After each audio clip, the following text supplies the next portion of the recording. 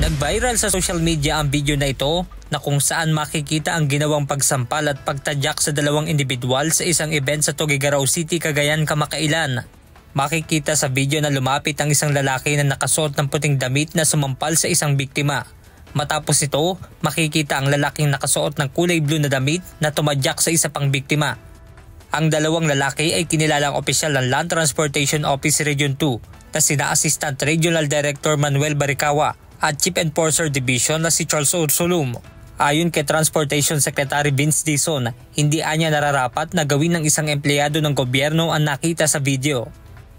Nandito kami dapat para magbigay ng serbisyo at tulungan ng mga kababayan natin. Hindi para manakit, hindi para mang-abuso, hindi para maghari-harian. No, the President said this several times. Sinabi rin ng kalihim na sumulat na siya kay Executive Secretary Lucas Bersamin para sa permanent removal ng nasabing opisyal.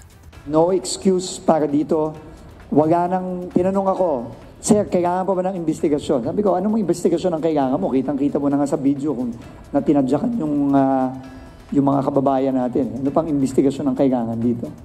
Diba? So, motu proprio, ika nga sa legal term.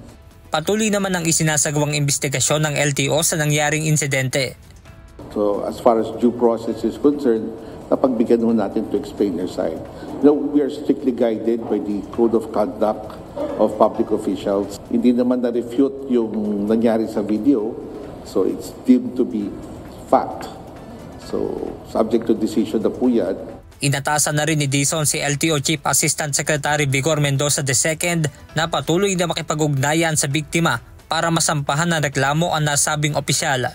Benedict Samson, UNTV News and Rescue. Diyos ang aming sandigan, serbisyo publiko ang aming pinahahalagahan.